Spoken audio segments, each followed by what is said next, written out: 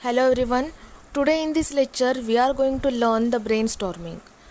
See question number A1. Form groups and explain the following words with examples. You can take the help of your teacher. इथे तुम्हाला काही words दिलेले आहेत ते तुम्हाला with example explain करायचे आहेत. Okay, so first word they have given that is humility. Humility means what? Politeness. Politeness म्हणजे नम्रता. Okay, so see the explanation they have given, that is the quality of having a modest or low view of one's important. म्हणजे काय? स्वतःला जास्तीत जास्त महत्त्व न देणे. Okay, being free from pride. Pride म्हणजे काय? गर्व नसणे. Okay, next one is a quality of not being very proud. Okay, proud म्हणजे काय? गर्विष्ठ नसणे. Okay, example they have given that is when a sports person gives a credit to the team upon receiving an award. म्हणजे एखाद्या sports पर्सनला award मिळाल्यानंतर त्याचं श्रेय त्याने त्याच्या टीमला देणे. ओके, हे ह्युमिलिटीचं एक्झाम्पल आहे. So we will see the second example. Second word that is self esteem. Self esteem means what? Confidence on one's own worth or abilities. Confidence on one's own worth or abilities means what? स्वतःची प्रशंसा करणे किंवा स्वतःबद्दलचे असलेले चांगले मत, त्याला आपण काय म्हणतो? Self esteem. Okay, so see here example. when you are happy and confident or motivated, that is the example of self esteem. Okay, so now we will see the third word, that is gratitude. Gratitude means what?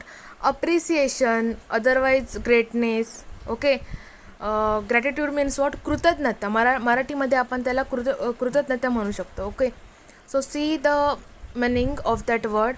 The quality of being thankful. Thankful म्हणजे आपण आभारी असणे. Okay, next one is readiness to show appreciation. Okay, so see the example.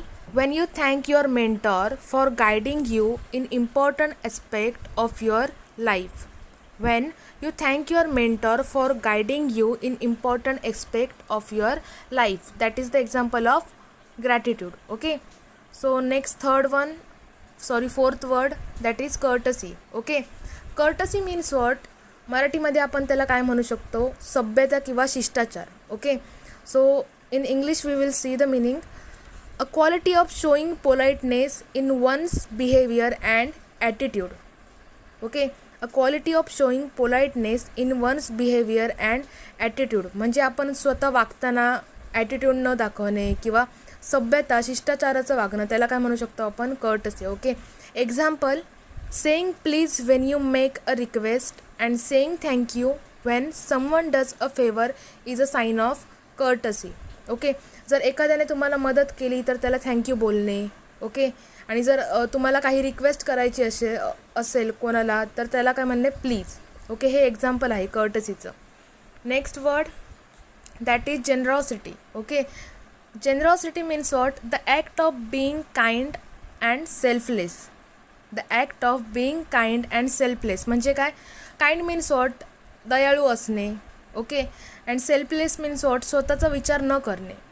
Okay, example they have given that is the tree gives us fresh air, shade, flowers, food and ask nothing in return. Okay, so that is the example of generosity. Next word we will see that is sympathy. Okay, sympathy means what? सहानुभूती. Okay, meaning they have given that is feeling of pity and sorrow for someone else's suffering. Okay, म्हणजेच काय? जर एखादी व्यक्ती दुःखात असेल तर आपण त्याच्या दुःखामध्ये सहभागी होणे किंवा त्याच्याबद्दल दया व्यक्त करणे. Okay, so that is what? Sympathy. Okay, so we will see the example. People who work for animal rights. जी लोक प्राण्यांच्या हक्कासाठी काम करतात. Okay, then next one example is they had great sympathy for flood victim. Flood victim म्हणजे काय?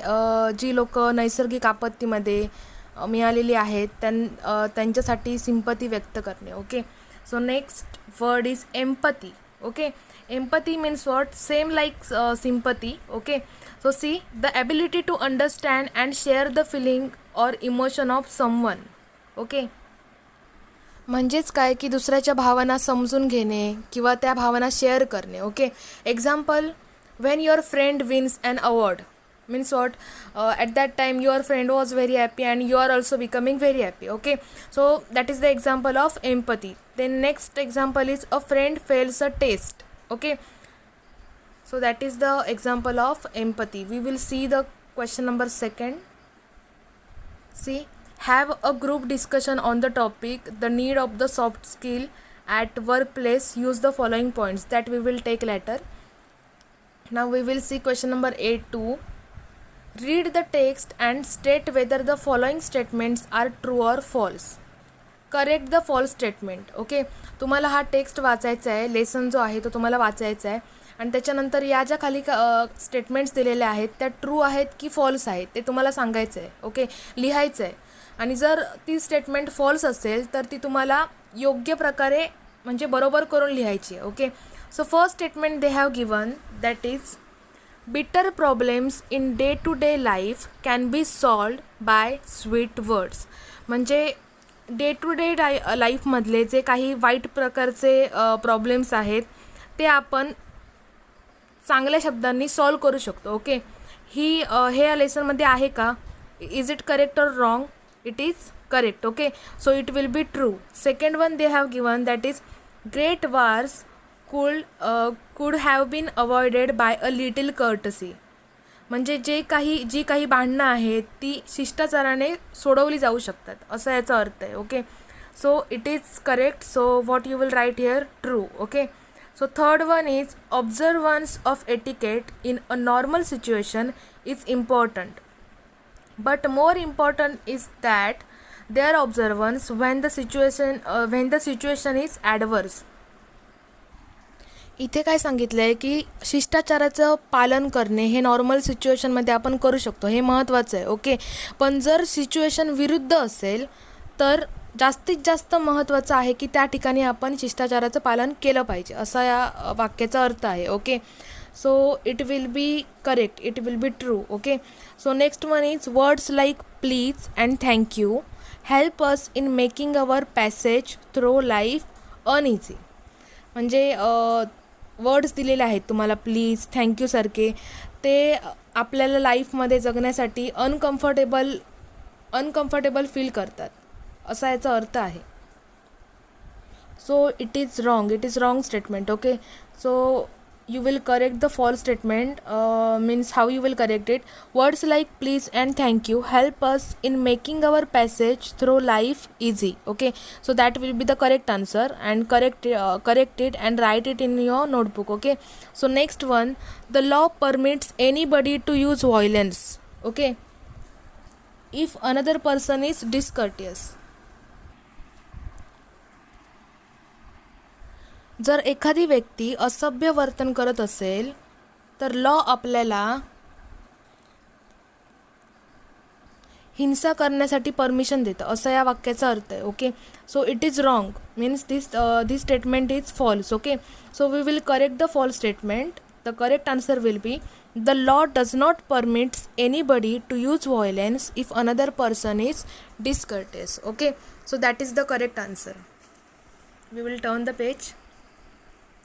Select the most appropriate sentence which suggests the theme of the essay. Okay, इथे काय सांगितलं, इथे तुम्हाला 4 सेंटेन्स दिलेले आहेत, त्याच्यातलं तुम्हाला योग्य ती स्टेटमेंट निवडून काढायची, योग्य ते विधान निवडून काढायचे जी या टेक्स्टची थीम असेल. Okay, so first sentence they have given, first statement they have given, that is the essay tells us about courtesy, civility, morality, responsibility and control.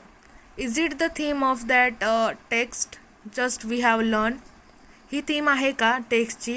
Yes, it is correct. Okay, so this one is correct. And next one is the essay explores the difficulties that can be incurred by an individual when dealing with the public. No, it is not the theme of the lesson, so we will not write it.